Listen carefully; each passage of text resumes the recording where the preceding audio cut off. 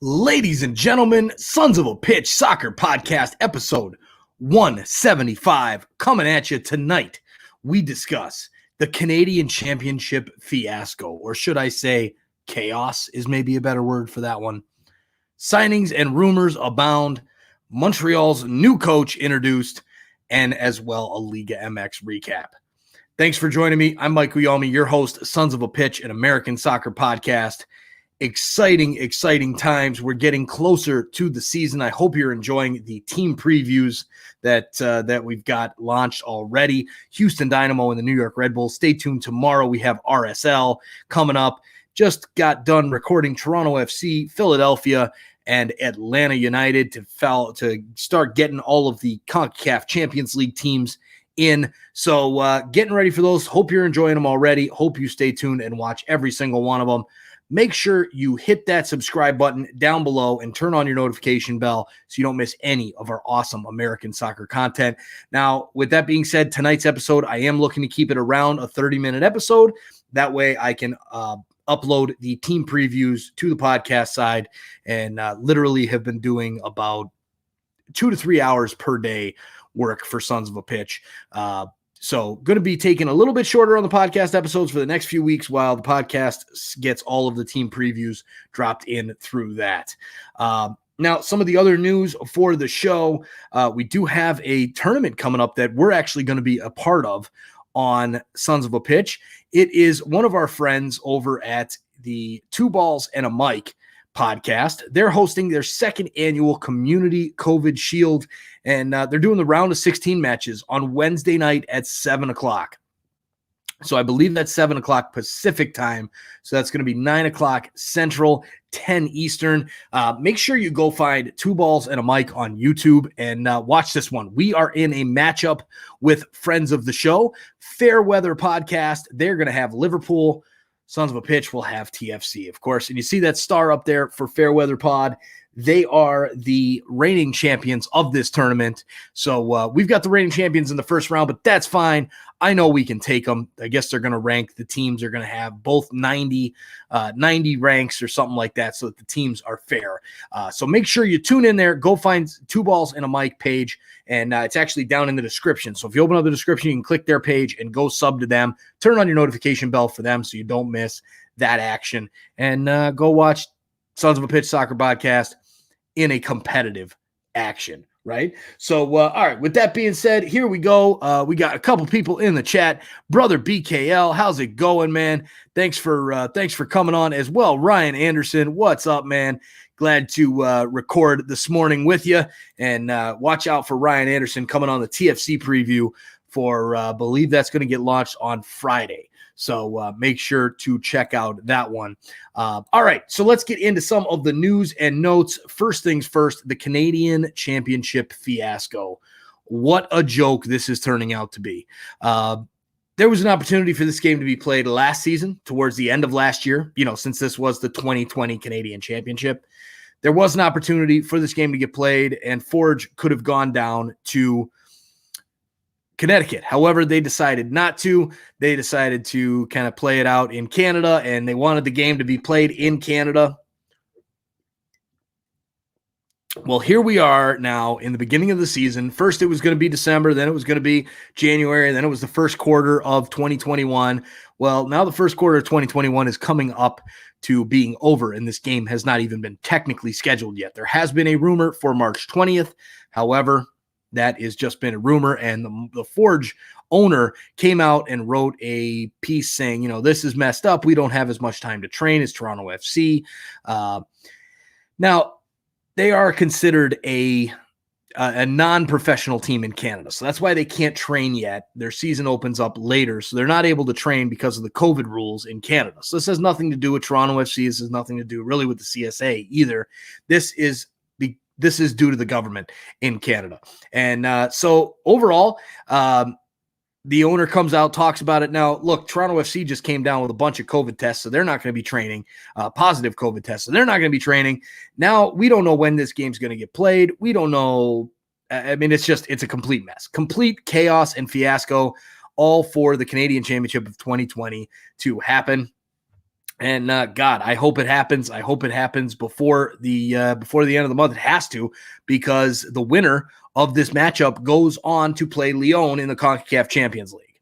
Now, we'll be dropping a CONCACAF Champions League preview as well, coming up probably the last week of March, getting ready for those. Rocky Does It All is on as well. How you doing, Rocky? Thanks for joining.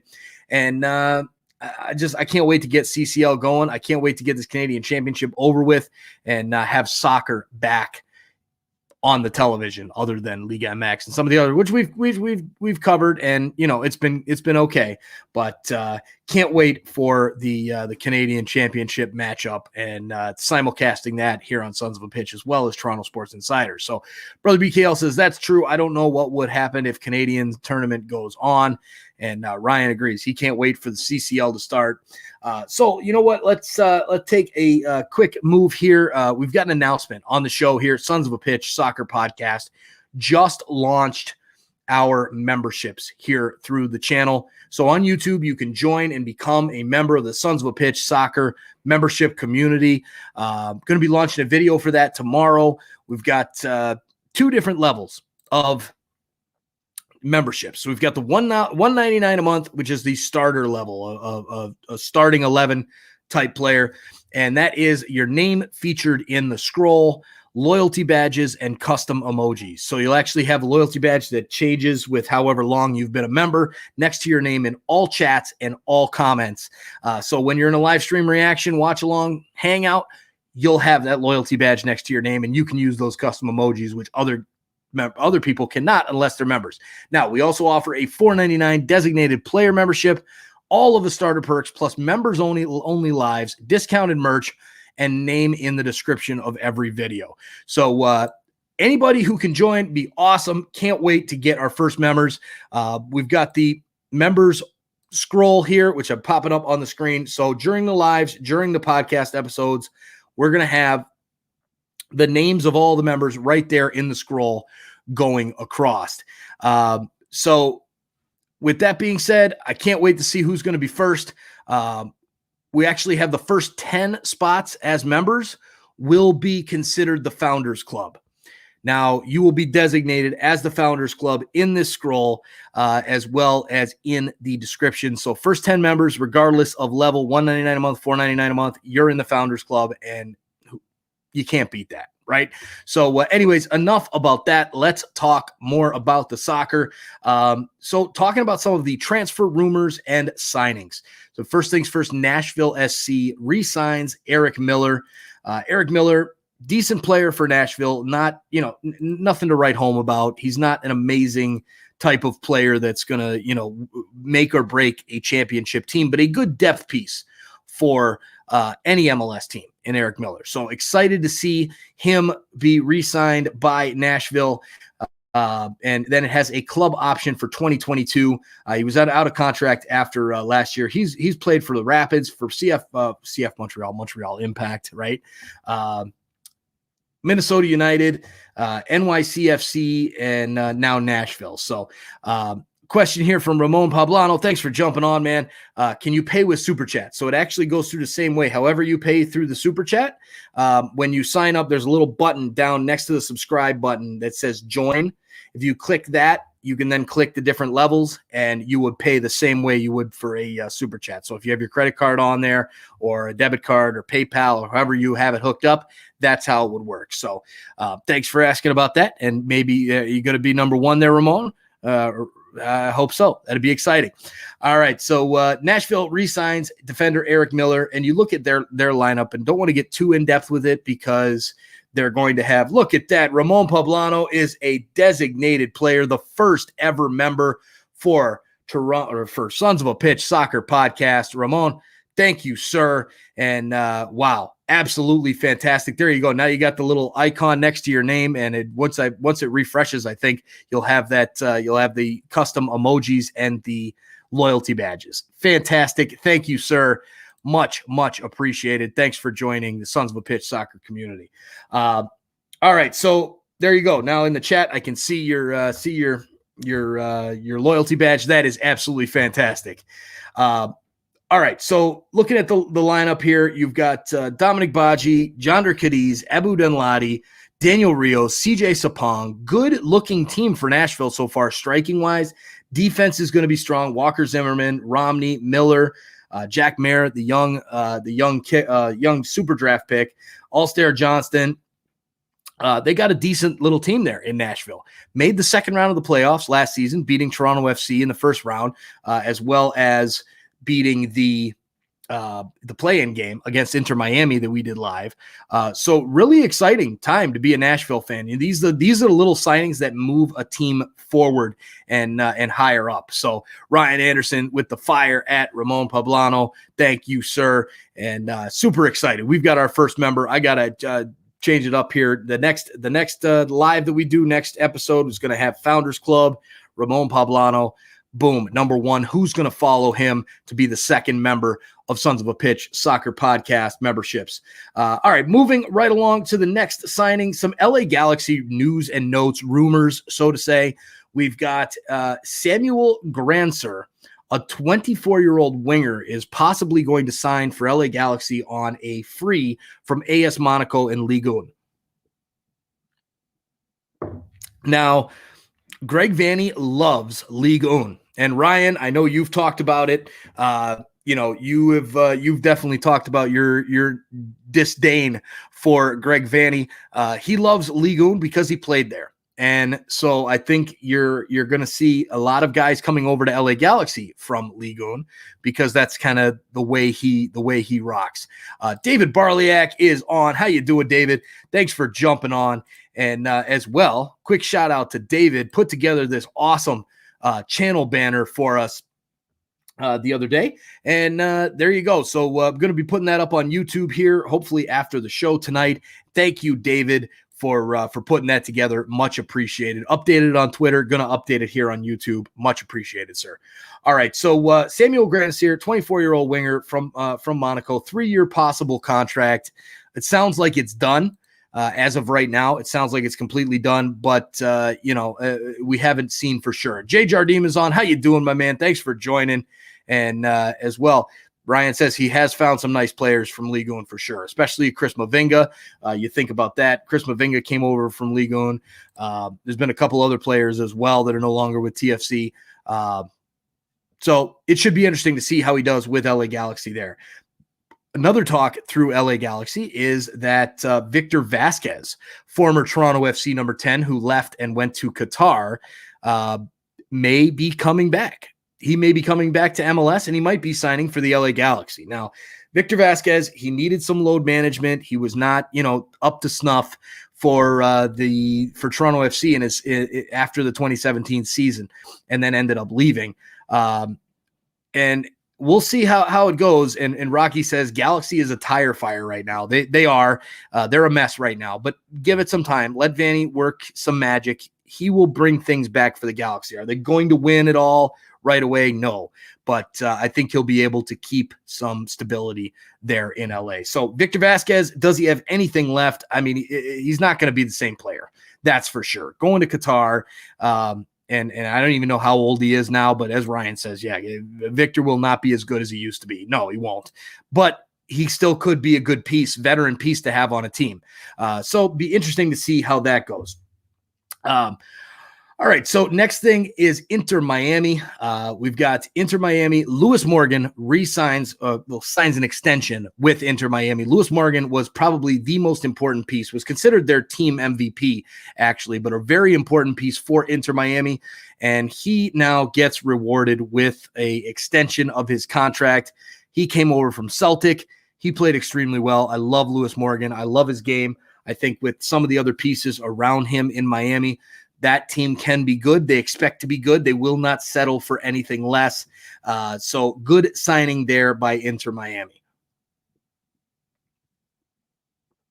Now, Inter Miami on the other side of things, and right as Ramon Pablano pops up there with that awesome little badge, with that Sons of a Pitch badge. I love it. And you guys, too, can have the Sons of a Pitch logo next to your name in all live streams and live comments if you join our new memberships just launched today, ladies and gentlemen. $199 starter level, or you can be a DP just like Ramon, $4.99. Lots of awesome perks to join in. So anyways, Inter Miami, yes, they are under investigation by the league. I don't know what's going on there. As soon as it happened, they're saying that it's because of Blaise Matuidi's signing. Now, I remember when Blaise Matuidi came over and signed for Inter Miami, he was designated as a TAM signing. I was in shock.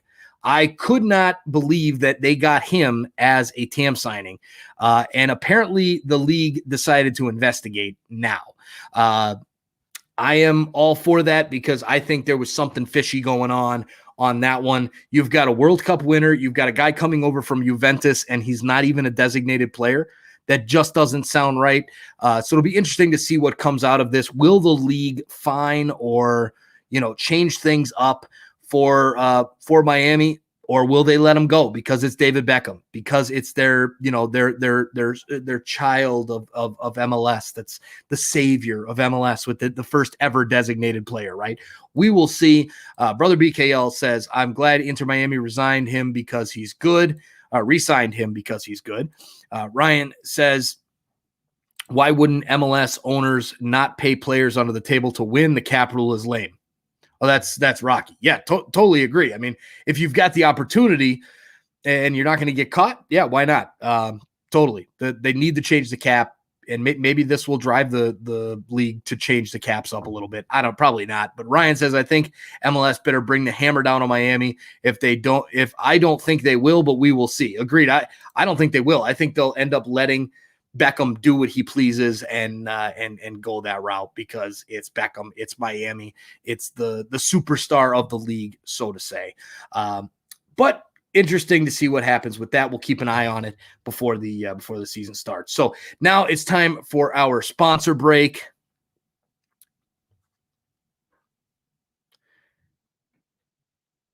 All right. So with that being said, let's move right to DC United signing the 4th overall super draft pick, Kimani Smith.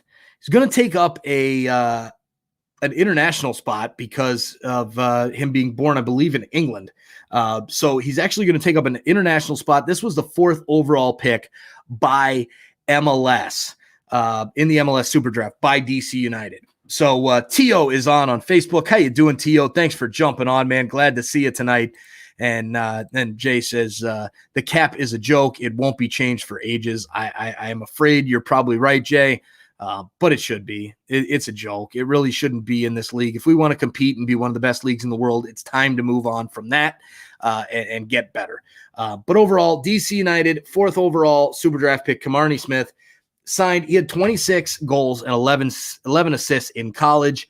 Really good depth piece behind Ola Kamara and Yordi Reyna, who's going to be up front for DC United this season. So I like seeing the younger players, the super draft picks come in and get a chance, especially with a club like DC United when, they're not really going to be going for a championship here this season. Let's be serious. It's not going to happen. But Rocky says, this cap, we probably should do a segment on this in the next episode. But if the cap rule doesn't change, it only allows for owners to pull NCAA student style bribing. Totally. Then the cap is at least going to be around for 5 more years, but they should ixnay it during the next CBA negotiations. I don't think they'll get rid of it. They just need to at first raise it to be much, much higher than it already is. They're not just going to get rid of it. So we've got a long ways to go for that. Brother BKL says, this is my first time I heard the super draft between DC United, where he plays every single time. Yeah, he played lots in college, a superstar in college. I believe it was Clemson. Definitely a good piece and a good pickup for DC United. Now, shifting over to Brother BKL's New York City FC, Gideon Zalalem re-signs with New York City FC. This has got to be his last chance, right? I mean, this kid has been kind of like the wonder kid. He had come up from come up through the system. He went over to Arsenal, was going to be the huge potential, and then it didn't work out in Arsenal. Lots of injuries. Went back to MLS through Sporting Kansas City. That didn't work out, and then after that, it goes to New York City and doesn't do anything. Gets another injury. So now he's got one more chance. Re-signed for another season. I hope this kid works out. He was supposed to be the next big thing for the U.S. national team a few years ago when he was over at Arsenal. That did not work out. I'd like at least to see that and I think he has the talent to be a good piece for New York City if he can stay healthy and if he gets the playing time. So that will be interesting to see. Also with New York City FC, they have sent Juan Pablo Torres to the Austin Bold on loan. So a player that had a few minutes for NYCFC ends up moving to the USL through Austin Bold. Now it's going to be weird seeing two Austin teams playing next year. You're going to have Austin FC, the expansion team in MLS, and you're going to have Austin Bold in the USL. Definitely exciting to see that. And Brother BKL says, I agree because he's really good from last time, but this year I want to see him play well for New York City. Gideon Zalelum. Yep. That I think there's a chance he could do special things. Hopefully he will. I'm not counting on it, though. He's had a lot of chances. He's been around a lot of places. He's got the talent. I just don't know if he can put it all together. Now, for someone who was getting ready to sign for New York City, but turns out somebody else got him first, and that was the Columbus Crew, signs Alexandru Matan from FC Vitriol of Romania. You probably will remember we did offer, or we were talking about it last week or the week before, that New York City FC was looking at signing this Alexandru Matan. However, he ends up going to Columbus. They come in and swoop in. Looks like a decent signing, and go check out that episode if you want to hear more about Alex Matan. But again, Columbus keeps it coming, man. Columbus is balling right now. They've got a lot of talent on that team, and they keep on bringing pieces in. You're just waiting for this to kind of drop off a little bit, but it's not doing it. It's not happening. Columbus just keeps bringing players in, and then you've got teams like TFC who have signed no one. What is going on? What is the difference? It'll be interesting to see how Columbus does. As of right now, you got to put them as the favorites to repeat MLS Cup with the moves that they've made this season.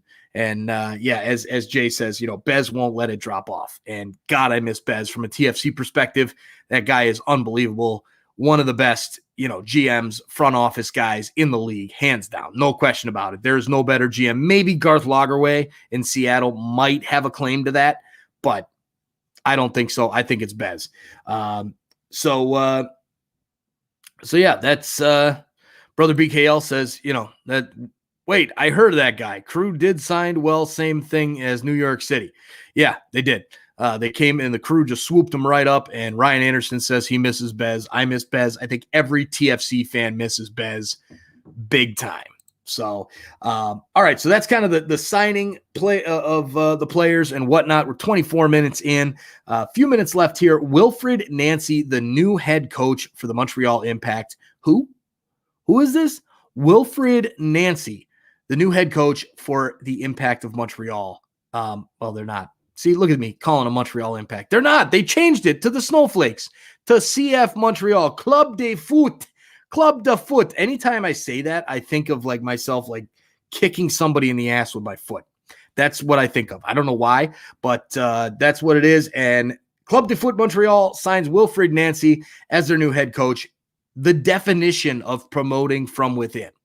Now, I love to see it. I love to see promoting from within. I think it's a good opportunity for this young man.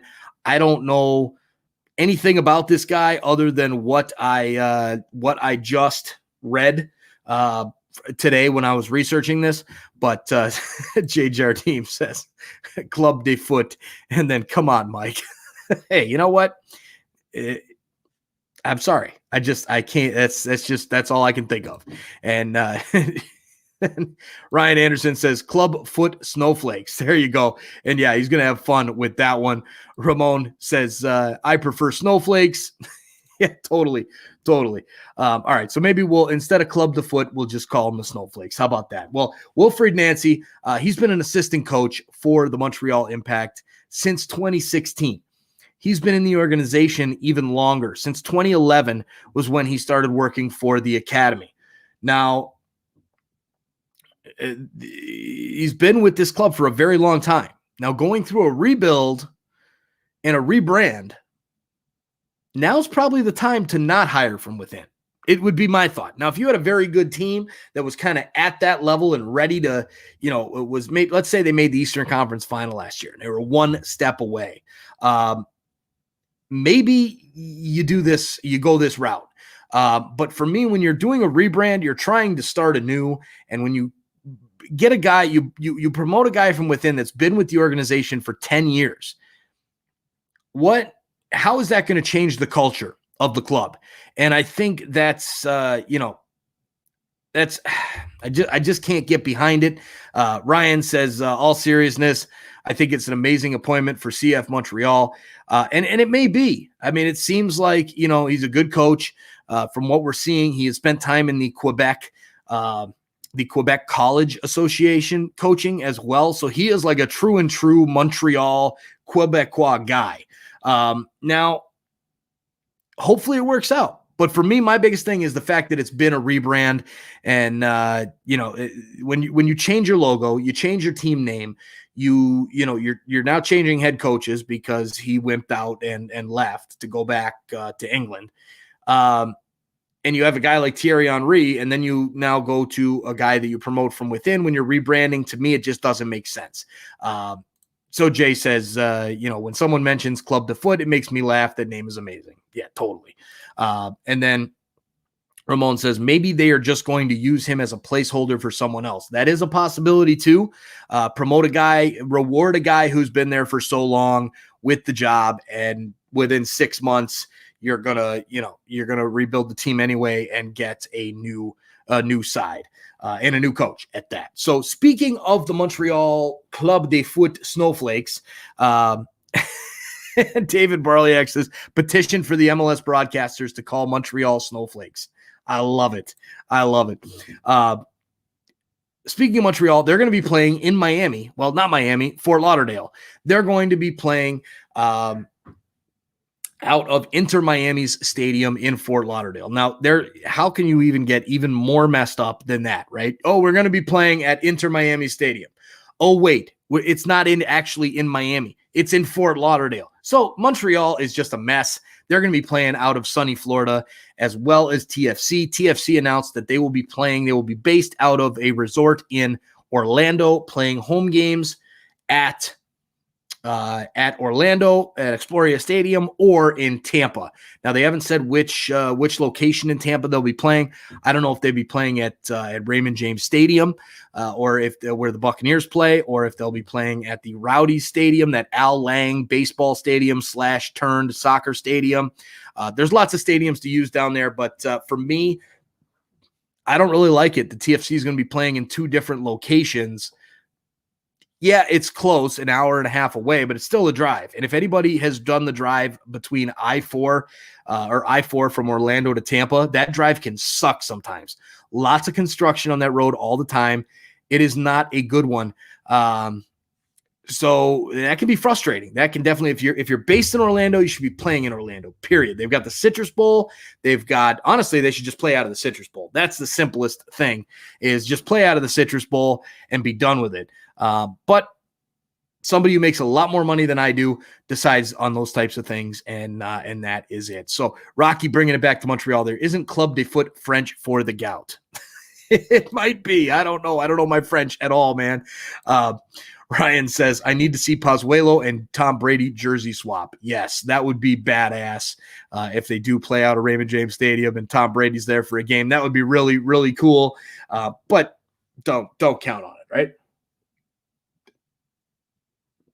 All right, so Jay says he thinks that, honestly, Mike, this is another off year for TFC. I say they come out strong and fade in the end again. Jay, before you make any crazy ideas there, just wait from being away from home will take its toll again. Just wait for our Toronto FC season preview that Ryan and I did together. We recorded this morning, and I'll be launching it Friday night. And just wait for that. We had a good conversation about this, and I think it's going to be different this time around because Toronto FC is mentally prepared to be in Florida for a long time. Yes, they're saying it's only temporary. They might come back to Toronto, but I think anybody with a brain can tell them, hey, guys, you know you're going to be in Florida for a very long time. Just stick with it and go be ready to play the entire season in Florida. We'll bring the families down, all that kind of stuff. I think it's going to be different this time around. So hope I'm right. We had a good conversation about it. So Jay, before you get too down on it, watch that season preview for TFC Friday night. All right. So now a little quick Liga MX recap. Liga MX in match day 10 or Jornada 10, Atletico San Luis and Toluca, a 0-0 draw. Atletico San Luis continues to surprise. Puebla and Tigres, a 1-1 draw. Atlas beats Juarez 2-0. Club America beats Leon 2-1. That was one that we did here a live stream reaction for last week. Lots of fun there. Monterrey and Querétaro. Monterrey wins 2-1. Mazatlan and Chivas tie 1-1. Santos beats Necaxa 3-1. Cruz Azul continues to win and stays top of the table over Pumas 1-0. And then Pachuca, lowly bottom of the table. Pachuca beats Club Tijuana 2-1. So Ryan Anderson says Club Leon has been trashed this whole season. Toronto FC will do fine against them. I think if TFC does get there, beats Forge, which they should, I think they do have a very good chance to beat them. In Liga MX, you look at that table, and yeah, Club Leon is sitting in 16th place right now at the bottom, tied for the bottom on 7 points. So yes, definitely an opportunity for TFC to cash in on that one. Cruz Azul still sits on top with 24 points. Club America right below them at 22. And then Monterrey, Toluca, and Santos, 3, 4, 5 spots, all on 18 points. So there's the Liga MX recap quickly. And make sure you guys watch out for the Sons of a Pitch soccer podcast, MLS season previews. Again, we'll be doing that one on tomorrow will be RSL. And then I believe Thursday will be Philly. And then Friday will be TFC. Saturday will be Atlanta United. So watch out for those. Also, go check out Two Balls and a Mic, their YouTube channel, and hit that subscribe button. Turn on that notification bell so you don't miss their second annual Community COVID Shield. Round of 16, Wednesday at 7 p.m. Pacific. They are out of San Diego.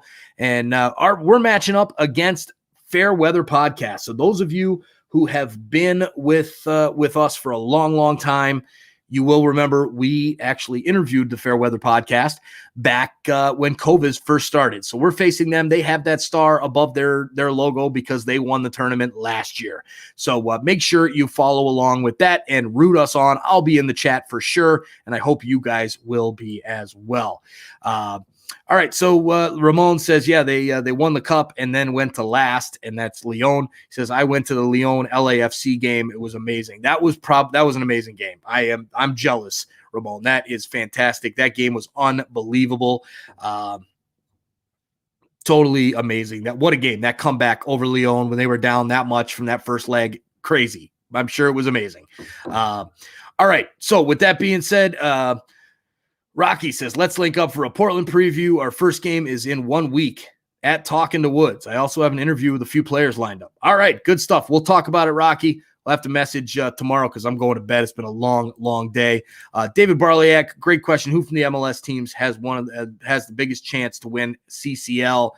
It's a tough one. I think that falls to Atlanta United and Toronto FC. I think probably maybe Columbus in there as well. But we'll be talking about that more during our CONCACAF Champions League preview they'll be doing towards the end of the month. So make sure to stick around for that one and watch that one when that one comes out. Now, with that being said, I'm done here on the podcast. Make sure you guys subscribe, turn your notifications on, and become a member, just like Ramon did tonight. Ramon, our inaugural member to join the Founders Club. First 10 members of Sons of a Pitch Soccer Podcast membership community are going to be part of the Founders Club. Starter level, $199, $499 designated player. Jump on it, guys.